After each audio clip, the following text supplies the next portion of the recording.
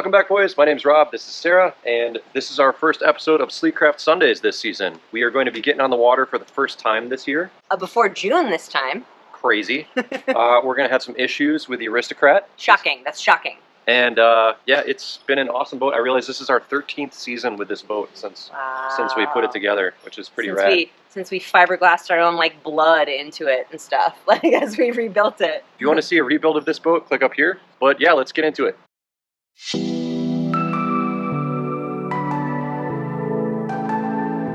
Right, here goes nothing.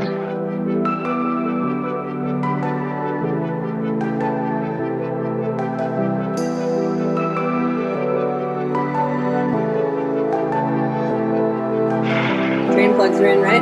Hope so.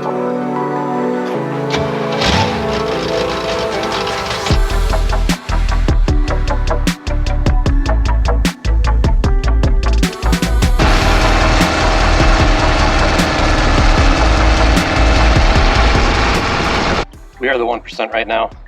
I was a little grumpy this morning, but everything it seems is going to be all right. We had a little bit of issues with this thing starting once it was in the water. Not starting, but coolant flow. And I was wondering if my water pump disintegrated. I know you're supposed to change those like every season or every other season, but I think it's been like 7 or 8 years. Oh boy, I have a feeling that that's going to be on the docket. Yeah. Well, okay. I'll take a minute here. I'm really looking for an Alpha SS outdrive. This outdrive is a normal Alpha. The X dimension is fairly deep, and it's designed for like cabin cruisers, which means the gear case is way low in the water and creates a ton of drag. Mercury made a shortened version of the Alpha called the SS for like 4 years, I think, maybe a little more. I think it was like roughly 87 to 92 somewhere, and it was before they came out with a Bravo drive. So it's a high-speed gear case, it's shortened, it's perfect for this kind of boat, and from what I read, if I unbolt this one and bolt on that one, it's like 5 to 7 miles an hour or more. And yay! And that bolts right on, right? Yeah, it's like just so. I remember that's why you sort of put off doing any repairs on.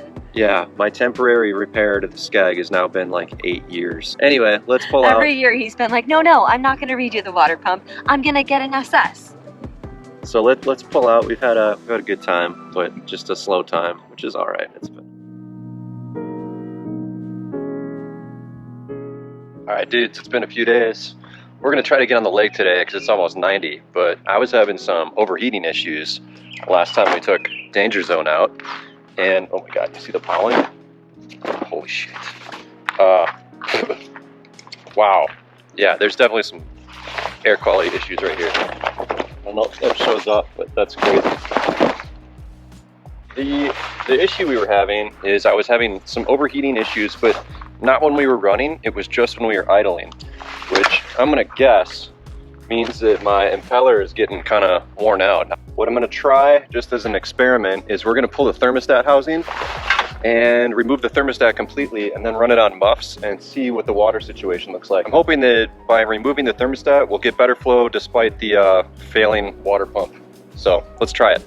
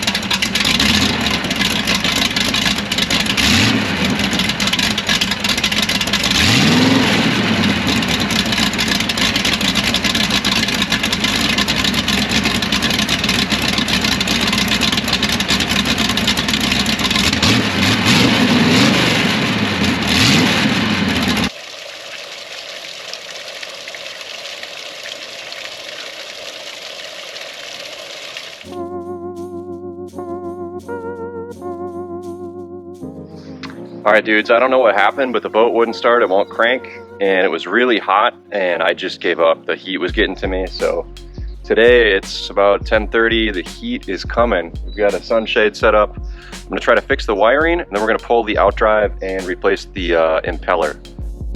Alright, so this is my situation. I have a slight drain on my battery, so I'm taking this on and off the battery all the time. Unless the cops are being Nazis about having access to the battery and having your covers locked down. So we're going to replace this cable and install a battery cutoff switch, like right here.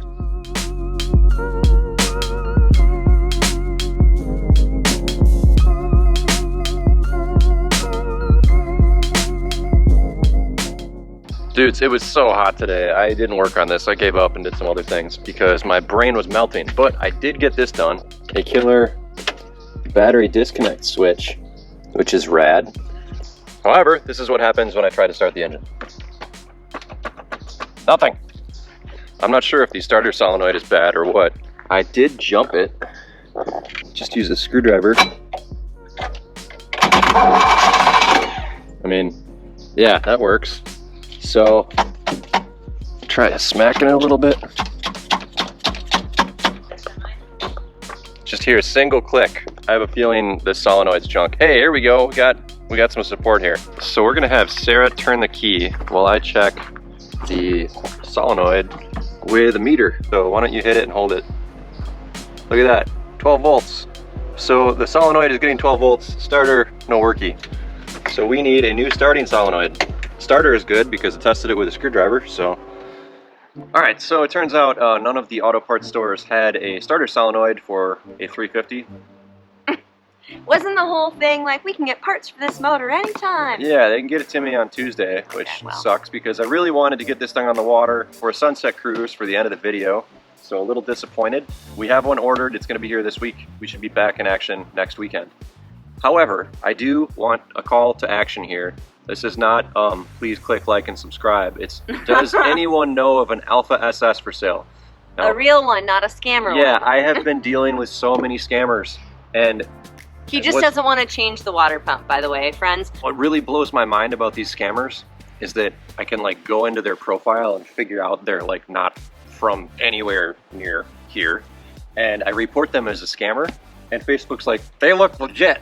And they don't get rid of the profile. They joined Facebook in 2019. But if anyone knows of an SS for sale out there, sitting on a shelf, or like a real person who actually wants to sell it, I am using this channel to try to reach out there. What's that?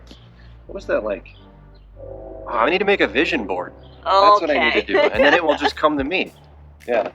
He'll manifest it. He's going to manifest himself an Alpha SS. Yes, I'm manifesting an SS. Someone contact me and let me know of one for sale. All right? Cheers, dudes. Till next time.